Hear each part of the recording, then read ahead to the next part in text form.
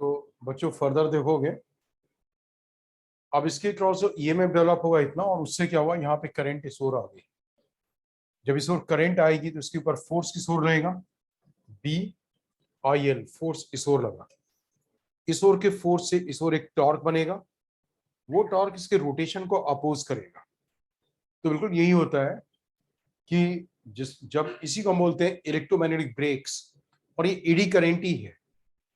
एक तरीके से आपने मेटालिक शीट को बी के परपेंडिकुलर मूव कराया, रॉड को भी अगर आप एलोंगेट करते हो डिस्क के फॉर्म में होती तो शीट के फॉर्म में है, तो जो अंदर की ओर की करंट आई वो एडी करंट ही आई। उससे क्या होगा, इसके ऑपोजिट जिस रोटेशन है उसके ऑपोजिट एक फोर्स और टॉर्क लगेगा, और वो क्या करेगा, इसको ओमेगा को रोकेगा। So that is what electromagnetic brakes. जिसके दो यूजफुल एप्लीकेशंस, एक और यूजफुल एप्लीकेशन है, that is what it is कि ये हम यूज करते हैं, तीसरा एप्लीकेशन है इसका, that is in dead beat galvanometer. Dead beat galvanometer, dead beat galvanometer में क्या होता है, जो आपने गैल्वेनोमीटर किया है उस गैल्वेनोमीटर में आई टोल्ड यू कि जब आप करंट पास कराते हो तो एक टॉर्क लगता है, torque tau equals to NIAB sin theta. फिर हमने रेडियल फील्ड ली थी, रेडियल फील्ड में थीटा वाज 90 डिग्री, तो जो टॉर्क था that was NIAB। Current I जो थी टॉर्क टाउ आई के प्रोपोर्शनल था, है ना। जो टॉर्क टाउ है वो क्या था, आई के प्रोपोर्शनल था, जितनी ज्यादा करंट उतना ज्यादा टॉर्क। तो जब टॉर्क लगा तो कॉइल एंगुलर एक्सेलरेशन होगा, कॉइल में एक और जिसको टॉर्क लगा एंगुलर एक्सेलरेशन। करंट तो आप लगातार पास करा रहे हो, तो NIAB वाला टॉर्क तो लगातार होगा। फिर पॉइंटर एक जगह रुकता क्यों है, जब कॉइल रुकेगी तभी तो पॉइंटर रुकेगा। तो पॉइंटर रुका क्यों, क्योंकि नीचे एक स्प्रिंग लगी होती है, उस स्प्रिंग में ऑपोजिट डायरेक्शन में एक टॉर्क डेवलप होता है, that is what K phi. Opposite direction में टॉर्क डेवलप होता है, that is what K phi. और जब वो दोनों टॉर्क इक्वल आ जाते हैं, फॉरवर्ड डायरेक्शन का बैकवर्ड डायरेक्शन का, तो कॉइल क्या होती है, रुक जाती है और रीडिंग आ जाती है। तो बच्चों ये देखो कि जब आपने करंट पास कराया तो NIAB टॉर्क तो स्टार्टिंग से मैक्सिमम हो गया NIAB, बट K फाई वाला टॉर्क तो धीरे धीरे डेवलप होगा ना। जैसे से कॉइल डिफ्लेक्ट होगी, स्प्रिंग फिर क्या होगी, एक्सपैंड होगी, तब डेवलप होगा। तो जब तक NIAB ऑपोजिट डायरेक्शन के टॉर्क K फाई के इक्वल आएगा तब तक कॉइल कुछ ओमेगा गेन कर लेगा। अब ओमेगा गेन कर लिया, दोनों डायरेक्शन का टॉर्क ऑपोजिट का इक्वल है, तो net torque zero, but omega आ गया, उस ओमेगा से कॉइल क्या होगी, थोड़ी आगे निकल जाएगी। जब आगे निकल जाएगी तो K फाई बड़ा हो जाएगा NIAB से, फिर कॉइल वापस आएगी और कॉइल रुकेगी नहीं एक प्लेस पे, कॉइल उस जगह ऑसिलेट करती रहेगी, आगे पीछे ऑसिलेट करेगी। पॉइंटर भी आगे पीछे ऑसिलेट करेगा, बट यू वांट कि जैसे ही आपकी रीडिंग आए तो इमीडिएटली पॉइंटर एक जगह रुक जाए। तो हम करते क्या, जो ऑसिलेशन की काइनेटिक एनर्जी है वहां पे हम मैग्नेट बी अप्लाई करते हैं, और ऑसिलेशन की काइनेटिक एनर्जी को हम हीट एनर्जी में कन्वर्ट कर देते हैं। हम कन्वर्ट किस में करते हैं, हीट एनर्जी में। Is that clear. तो उससे क्या होता है, ऑसिलेशन ना होकर के जहां पे कॉइल को रेस्ट पे आना तुरंत वहां पे रेस्ट पे आई, इम्यूनिटी वो रेस्ट पे आई, मतलब आपको पता भी नहीं लगा जैसे ही इसका ऑसिलेशन हुआ। या आप उसे दूसरे ढंग से ऐसे बोल दो, ऑसिलेशन में जो एडी करंट डेवलप होगी वो एडी करंट ऑपोजिट डायरेक्शन में एक टॉर्क लगाएगी और उसे क्या करेगी, तुरंत उसे रोक देगी। तो कॉइल जो है स्टैंड स्टिल पे आ रहेगी इमीडिएटली। तो यहां पे भी क्या हुआ, useful application of eddy current, कि एडी करंट की वजह से कॉइल क्या होगी, स्टैंड स्टिल आ रहेगी इमीडिएटली। हार्मफुल एप्लीकेशंस में क्या है, कहीं पे भी अगर कोई मशीन का पार्ट मैग्नेट बी के बीच में, मैग्नेट बी भी वहां पे है, और मशीन का पार्ट में कोई मैकेनिकल मूवमेंट होता है मैग्नेट बी के अंदर जबकि वो पार्ट है, तो एडी करंट डेवलप हो जाती है और उस एडी करंट से हीट एनर्जी जनरेट होती है। तो बच्चे जब हीट एनर्जी जनरेट होगी, एनर्जी कहीं से तो आएगी, वो एनर्जी आती कहाँ से, जो मैकेनिकल मूवमेंट मशीन का है उसका कुछ पार्ट हीट एनर्जी में कन्वर्ट होता है। That is the harmful application of eddy current. ठीक है ना। तो बच्चों इसे याद रखोगे, this was eddy current. Now I discuss the, मैं अब आपको बता रहा हूं क्या, मैं अब आपको बता रहा हूं वो एलआर सर्किट। एलआर सर्किट का डेरिवेशन आपके स्कूल या बोर्ड एग्जाम्स के सिलेबस में नहीं है, तो मैं आपको केवल फॉर्मूले बताऊंगा। एलआर सर्किट के केवल फॉर्मूले आप ठीक से देखना।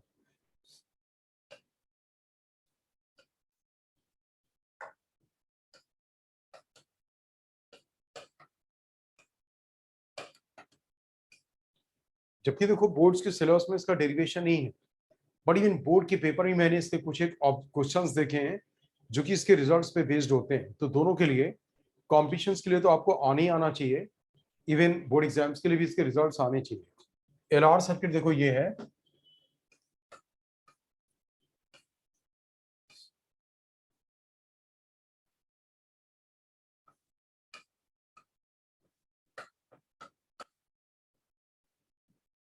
इसमें क्या होगा, एल और are.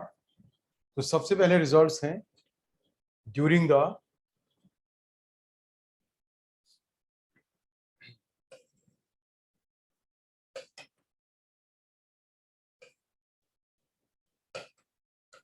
Growth of current.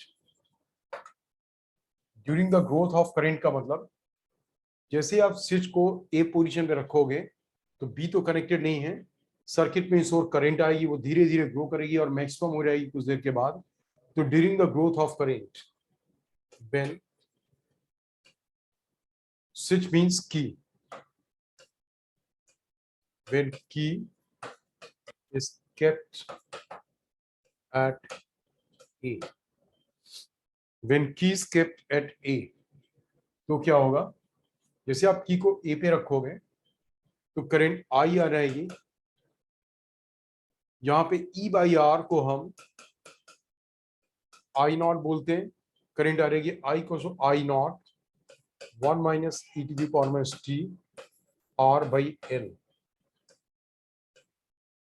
This is current I, I naught into 1 minus e to the power minus t r by L. This is the current. So,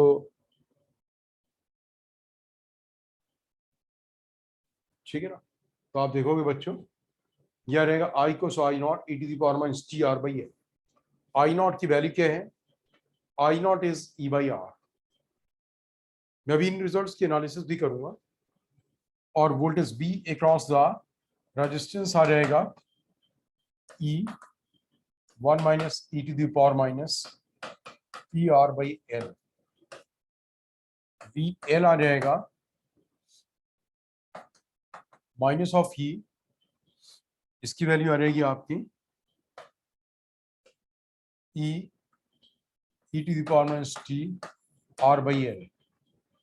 तो I R voltage across the resistance, voltage across the inductor, आप इसके results याद रखोगे। अब क्या होगा, कुछ देर के बाद सर्किट में करंट मैक्सिमम हो जाएगी, जब स्विच ऑन करोगे करंट धीरे धीरे ग्रो करेगी। सेल्फ इंडक्शन में आई टोल्ड यू कि करंट एक साथ मैक्सिमम पे नहीं पहुंचेगी, it will take some time for the current to become maximum. Current कुछ देर के बाद ही मैक्सिमम हो पाएगी। तो करंट अगर कुछ देर के बाद ही मैक्सिमम हो पाएगी, आप समझ गए ना मेरी बात? तो करंट जब कुछ देर के बाद ही मैक्सिमम होगी, तो जब करंट मैक्सिमम होगी तो इंडक्टर के क्रॉस करंट है, इंडक्टर के क्रॉस एनर्जी स्टोर होगी। इंडक्टर के क्रॉस अगर एल इंडक्टेंस है और आई करंट है, तो एनर्जी इंडक्टर के क्रॉस से स्टोर होती है, energy stored across the inductor in the form of magnetic field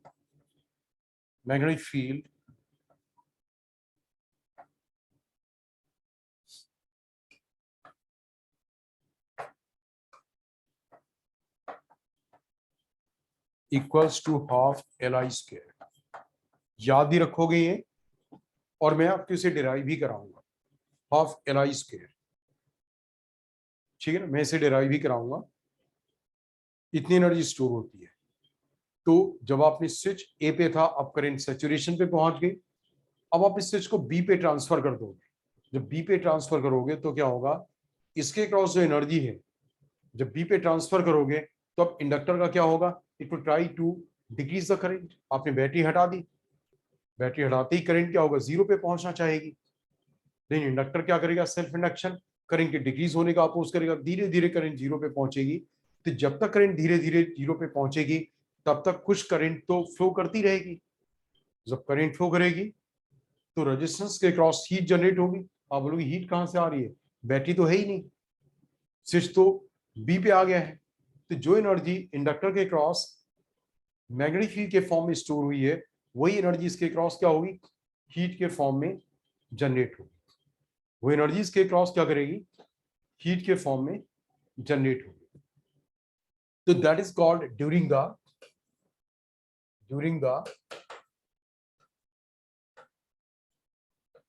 decay of current. तो during the decay of current में क्या होगा, I will be equal to I naught e to the power minus tr by l, vr will be equal to e to the power minus tr by l, and vl will be equal to minus of e to the power minus tr by l। बच्चों result आपको derive नहीं करने, ये result आपको याद रखने पड़ेंगे, ये रिजल्ट आपको याद रखने पड़ेंगे, ठीक है। अब इन रिजल्ट्स पे मैं एक चीज समराइज करता हूं, पहले आप देखोगे, दैट इज व्हाट की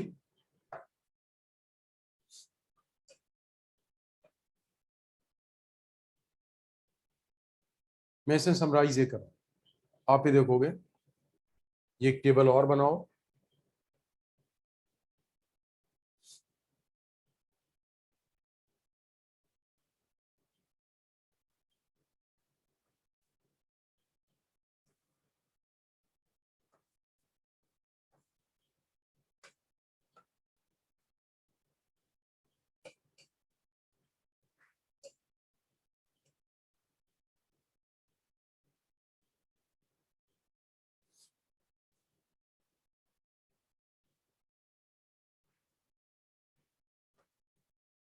लुक एट दिस,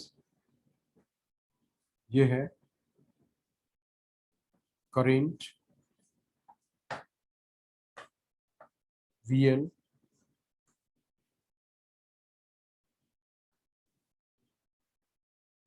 VR,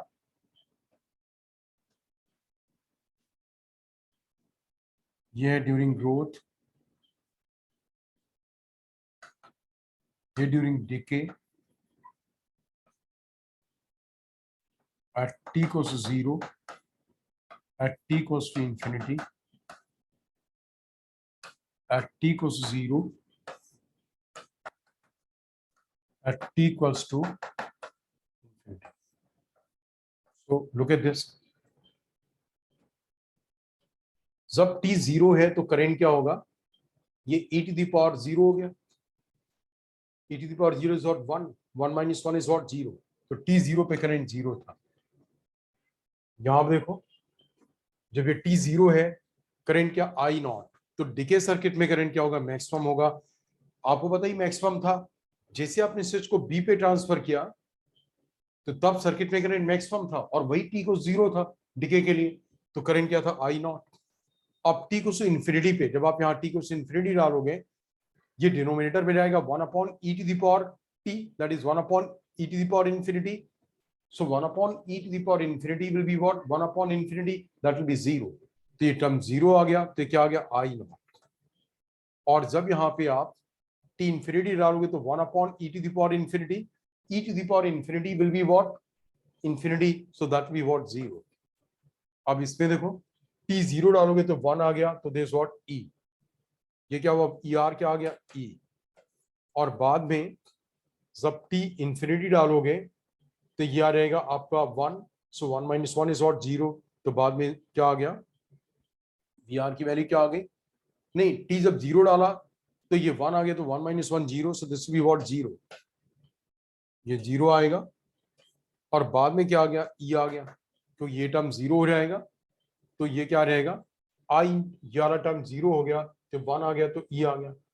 अब यहाँ पे क्या होगा, स्टार्टिंग में सारी चीजें मैक्सिमम होगी, ये VL भी क्या होगा, माइनस E होगा, ये भी E होगा, बाद में सब कुछ 0, क्योंकि जब करंट खत्म हो जाएगी तो सर्किट में क्या होगा, everything will go to the what, 0। So ये आपको रिजल्ट्स हैं जो रिजल्ट्स याद रखने हैं। During the growth of current, during the decay of current. This is clear ना? अब मैं एक चीज और बताऊंगा, आप पहले से नोट कर, ठीक है? फर्स्ट ऑफ ऑल इसे नोट कर लो।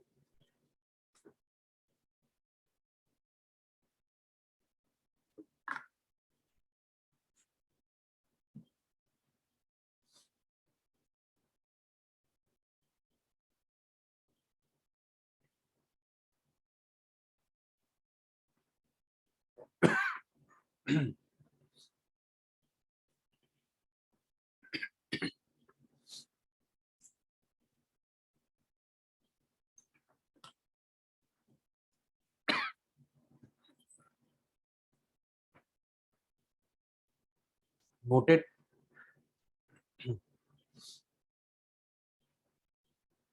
बच्चे नोट हो गया ना?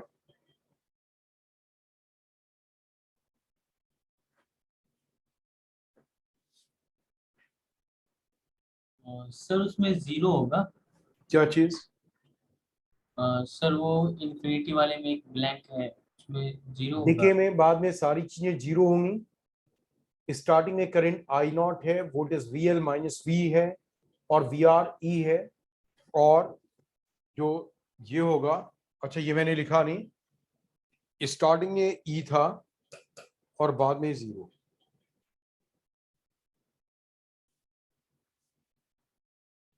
मतलब पहले स्टार्टिंग में पूरा वोल्टेज इंडक्टर के क्रॉस आया, धीरे धीरे वोल्टेज ग्रोथ सर्किट में क्या हुआ, रेजिस्टेंस के क्रॉस ट्रांसफर हो गया।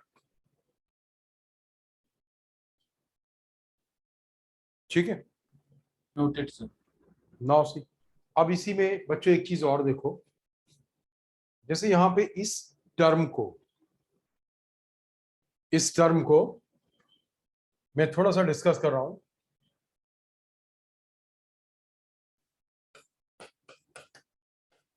मैं ऐसे लिखता,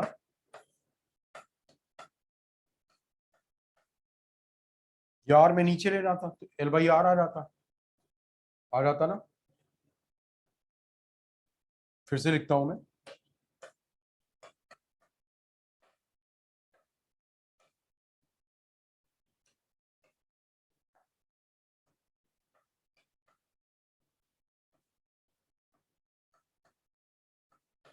डिनोमिनेटर में एल बाई आर होगा, तो वही आर तो यहां ऊपर चला गया। अब तो मैंने आपको डायमेंशंस में बताया था, किसी भी पावर की, किसी भी नंबर की पावर डायमेंशनलेस होती है। ई एक नंबर है, उसकी पावर क्या होगी, डायमेंशनलेस। इसका मतलब ये हुआ कि T upon L by R will be dimensionless. Dimensionless का मतलब वन, तो एल बाई आर का डायमेंशन क्या आ गया, इसका डायमेंशन, मतलब न्यूमेरिकली ये वन के इक्वल नहीं होता, मैं डायमेंशन के पॉइंट ऑफ व्यू से बोल रहा हूँ। तो वन कर दिया, सो कोई यूनिट नहीं लगाया, that means dimensionless. So L by R का डायमेंशन किसके इक्वल आ गया, टाइम टी का। तो अगर आपसे एल बाई आर का डायमेंशन कभी पूछा रहा है तो किसके इक्वल आएगा, टाइम टी के इक्वल आएगा। एक और बड़ी इंपॉर्टेंट चीज हुई, एल बाई आर का डायमेंशन तो आपको याद हो गया कि अब टी के इक्वल होगा। The other important thing is what, the other important thing is this, कि जब आपने स्विच ऑन किया तो अगर मैं टी की वैल्यू एल बाई आर डाल दूं, एल बाई आर तो एल से एल कट जाएगा, आर से आर, ये e to the power minus one आ रहेगा। टी की वैल्यू में अगर एल बाई आर डाल दूं, ग्रोथ वाले में if T equals to L by R, L by R, या यहां पे भी if T equals to L by R, तो देखो क्या होगा, ये e to the power minus one, तो वन अपॉन ई की वैल्यू 0.37 होती है, वन अपॉन ई की वैल्यू 0.37, तो one minus 0.37 is what, 0.63, 0.63 into I not, यानी कि मैक्सिमम करंट का 63% करंट हो गया। कितने टाइम के बाद, इतने टाइम के बाद मैक्सिमम करंट का 63%। यहां देखो, अगर डाली गई टी के लिए एल बाई आर, तो एल बाई आर से ये e to the power minus one, one upon e क्या, 0.37, यानी करेंट बची कितनी, 37% बची। डिके कितनी हो गई 63%। तो हम बोलते क्या हैं, we speak it like this, see T Q L by R is denoted by tau called time constant of the circuit. We call it what? Time constant of the circuit. And it is the value of time in which current decreases. ये कितना हो गया था current? ये current जब मैंने डाला था टी के लिए L by R, तो जो करंट की वैल्यू आ गई थी 63%, यानी 37% क्या हुआ, डिक्रीज हो गया। मैं फिर से करता हूं, ये आ गया 1/E means 0.37, so 1 minus 0.37 is what 0.63। तो जो करंट था मैक्सिमम आई नॉट बाद में होता है, आई नॉट का 63% ग्रो कर गया, जहां पे बचा था 37%, यानी कि 63% डिके कर गया। पहले मैक्सिमम आई नॉट था, बचा 37%। सो दैट मीन्स कि it is that value of time in which current increases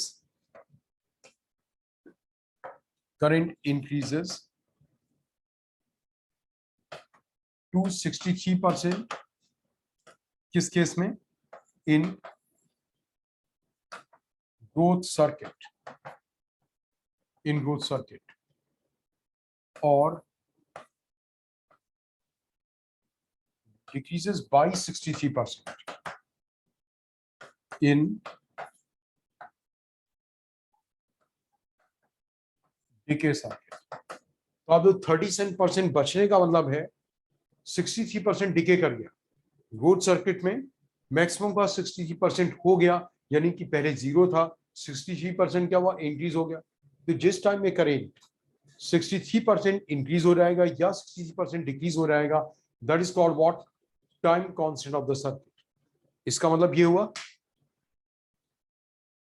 कि अगर सर्किट का टाइम कांस्टेंट बड़ा है तो 63% होने में ज्यादा टाइम लगेगा।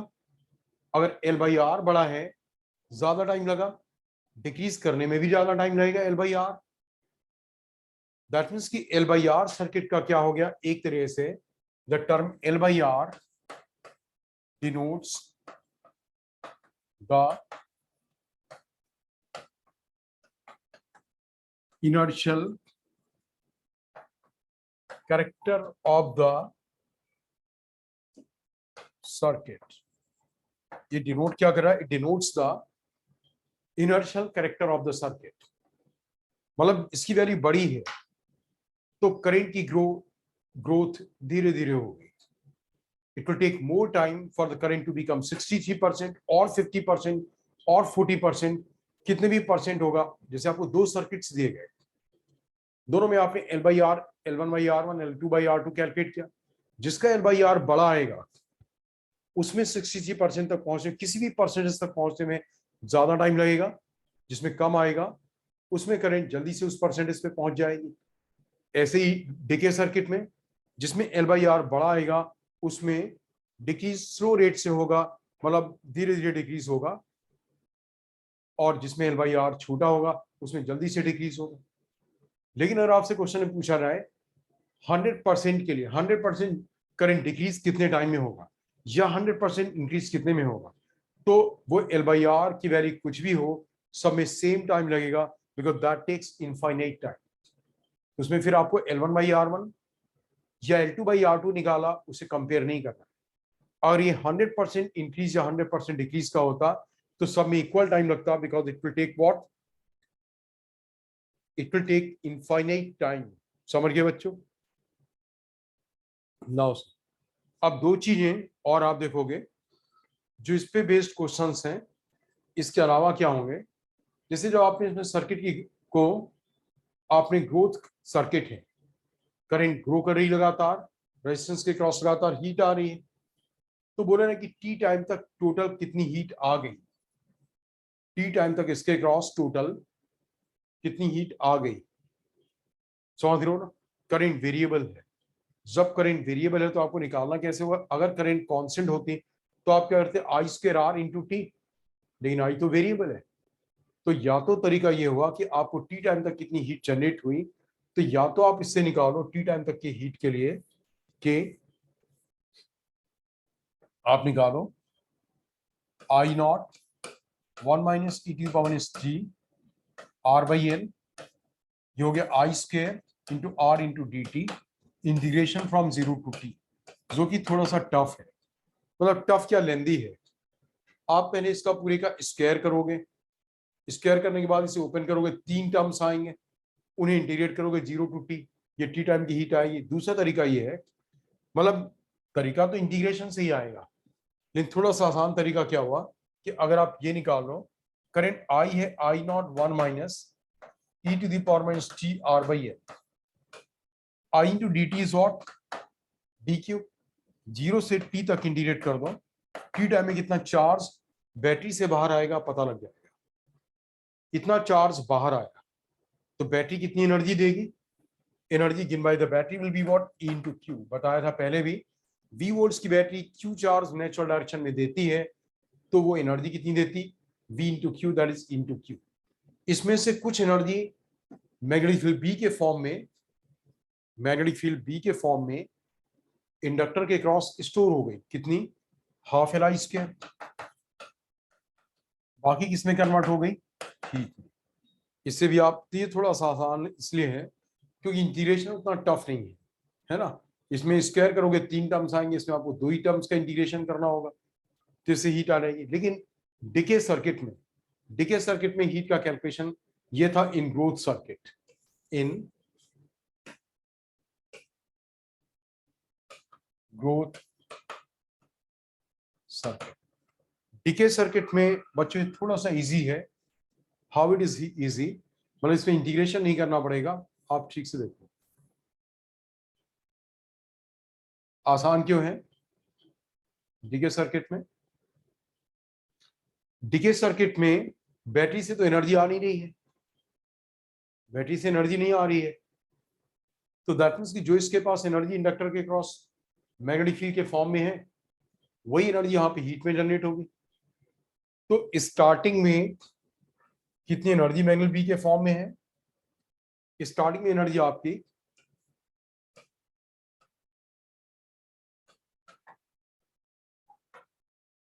U1 half L I naught square, I naught की वैल्यू आपको पता ही है E बाई आर।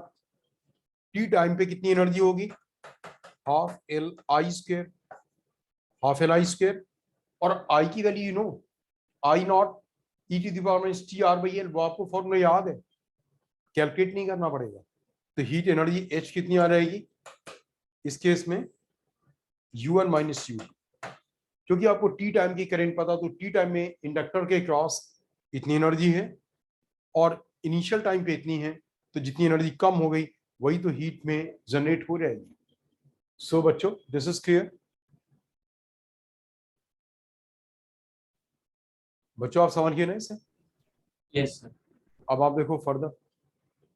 अब ये 2 डेरिवेशंस आप देखोगे, एक तो ये कि जैसे इलेक्ट्रिक फील्ड जब स्पेस में होती है तो उस स्पेस के यूनिट वॉल्यूम की एनर्जी होती है because of electric field, UE is equal to, UE means energy stored in the unit volume, इसे बोलते हैं energy density, energy density due to what, electric field. This equals what, half, this equals to half epsilon naught into E square, ये formula आपको याद होगा। ऐसे ही space में जब मैग्नेटिक फील्ड होती बी, तो इस स्पेस में एनर्जी कितनी स्टोर होगी, U B, half epsilon naught into B square, this is energy stored in the space, half epsilon naught into B square, unit volume में इतनी एनर्जी होगी। तो एक तो इसका डेरिवेशन, जैसे कैप्चर वाले चैप्टर में मैंने इसका डेरिवेशन बताया था, अब इसका डेरिवेशन। दूसरी चीज, एक इंडक्टर में जिसकी इंडक्टेंस L है, करंट I है, तो इसके क्रॉस जो टोटल एनर्जी मैग्नेटिक फील्ड के फॉर्म में होगी, total energy, it is not energy of the unit volume, that will be half LI square. मैं आपको इनके सबके डेरिवेशन बता रहा हूं, आप ठीक से देखो। नाउ लुक एट दिस बच्चों, इंडक्टर के क्रॉस, आई होप आपने नोट कर लिए होंगे फॉर्मूले, नहीं किए तो एक बार नोट कर लो पहले, ठीक है ना? ये आप नोट कर लो, फिर मैं इसके डेरिवेशन बता रहा हूं।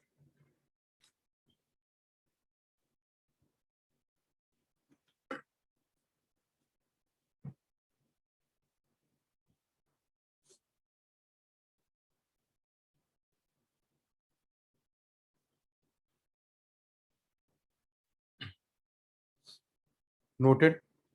नाउ अब आप देखोगे इसमें, जब आपके पास एक इंडक्टर है और उसमें करंट आई है, सेल्फ इंडक्टेंस L है, तो इसके क्रॉस जो वोल्टेज होगा किसी टाइम पे VL, that is what L di/dt। हमने किया था ना सेल्फ इंडक्शन में, what is V what L di/dt। अब अगर आप इस इंडक्टर के थ्रू dq चार्ज पास कराते हो तो इसके क्रॉस कितनी एनर्जी दोगे? व्हेन, ये बोर्ड एग्जाम्स के सिलेबस में डेरिवेशन है, when charge dq is passed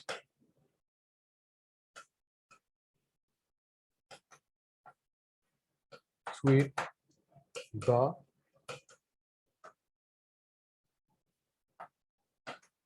energy given to it, the energy given to it equals to v dq।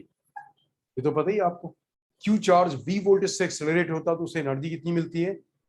v into Q. तो यहाँ पे जो वोल्टेज है v L के थ्रू आपने dq चार्ज पास कराया तो इतनी एनर्जी मिली, so that becomes equal to L di/dt into what dq, right? So now see, dq will be equal to what? L di upon dt, dq will be I into dt,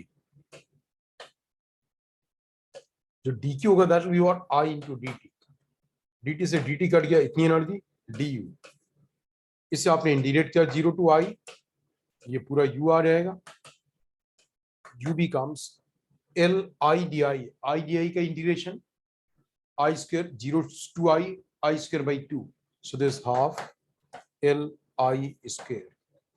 ये derivation hopefully बच्चों समझ में आ गया होगा। क्यों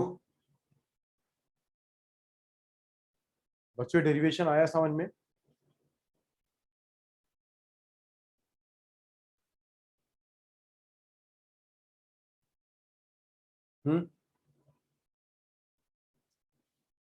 बच्चों ये derivation समझ में आया?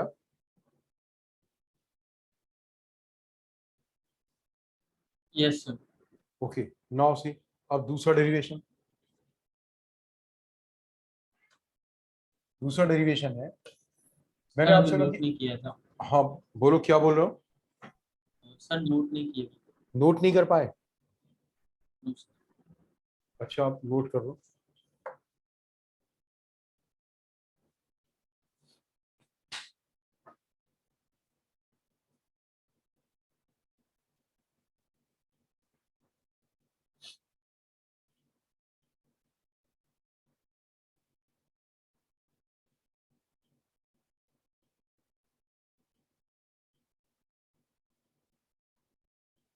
Yes sir. नाउ सी, अब इन्होंने उसका derivation half v square upon v naught का, ये u भी energy density figure of magnet will be half v square upon v naught. Look at this, ये देखोगे हमने हाफ एल आई स्क्वायर का डेरिवेशन किया, ये जो इंडक्टर था इसके अंदर जो टोटल इसकी लेंथ थी मान लो L, total number of turns n थे, इसमें करंट I पास कराई, करंट I, और इसका area of cross section A है, area of cross section not A, चलिए इसका एरिया ऑफ क्रॉस सेक्शन कितना है? A है। तो देखो करंट I पास कराई तो इसमें मैग्नेट B आएगी कितनी? B equals to mu naught N I, mu naught N by L into I, it will be the magnetic field B. ठीक है, इसके अंदर जो एनर्जी है, टोटल एनर्जी, वो एनर्जी है U मैग्नेटिक बी के फॉर्म में हाफ एल आई स्क्वायर। अब सेल्फ इंडक्शन का फॉर्मूला इसका निकालते हैं। इतनी फील्ड बी जब एक टर्न से होगी तो फ्लक्स होगा B into A, mu naught N by L into I into A, एक टर्न का फ्लक्स, और सारे एन टर्न्स हैं टोटल, सारे टर्न्स का फ्लक्स इतना, this is a flux phi, and flux phi equals what, L I. Flux phi किसके equal होता है, L I. So this becomes, I से आई कैंसिल होगा, और एल की वैल्यू कितनी आ गई, एल की आ गई मी naught N square A upon L. मैं ये वैल्यू यहां डालता हूं तो आप देखोगे ub equals to half mu naught N square A upon L into I square, so I square. Now see, इससे आगे ub इक्वल्स टू हाफ, मैंने म्यू नॉट ऊपर नीचे मल्टीप्लाई किया तो आ गया, एल भी ऊपर नीचे मल्टीप्लाई किया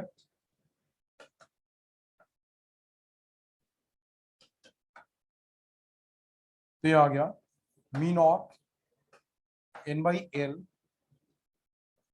इंटू आई फोर स्क्वायर, इसी मी नॉट का भी स्क्वायर है, एन का भी स्क्वायर है, एल इंटू एल, एल का भी स्क्वायर है और आई का भी स्क्वायर है, दिस इंटू ये मी नॉट तो मैं यहां ले आया, अब ये वाला मी नॉट बच गया, और ऊपर एक एल बच गया, एरिया बच गया ए L upon what, L upon mu not, ये आ गया।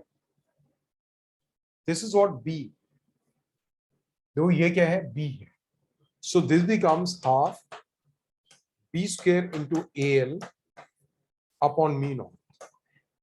इस सोलेनॉइड के अंदर का पूरा वॉल्यूम कितना है, A into L, A is the area of cross section, L is the length, तो इसके अंदर का पूरा वॉल्यूम कितना है, ए एल, जिसके पूरी वॉल्यूम में इतनी एनर्जी है, तो यूनिट वॉल्यूम में एनर्जी कितनी होगी, यूनिट वॉल्यूम की एनर्जी आ गई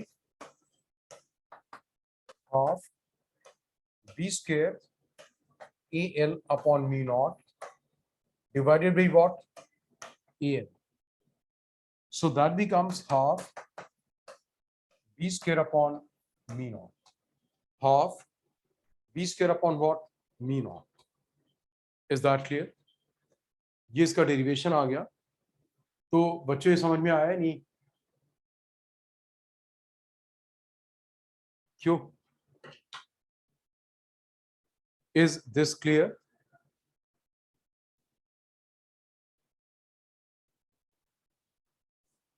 हमने करंट आई पास कराई, उससे बी निकाला, फिर हमने एल की वैल्यू निकाली जो आपको coefficient of self induction calculate करने में बताया गया था, उसे we calculated the value of L also, फिर वो वैल्यू यहाँ पे डाल दी एल की, उसे रीअरेंज करा इस फॉर्म में कि हमें मी नॉट का स्क्वायर चाहिए, तो ऊपर एक मी नॉट मल्टीप्लाई किया, नीचे भी मल्टीप्लाई किया, ऊपर एक एल मल्टीप्लाई किया, नीचे एल मल्टीप्लाई किया, सो दैट कि मी नॉट एन बाई एल आई का परफेक्ट स्क्वायर आ जाएगा, जो कि बी स्क्वायर बन जाएगा।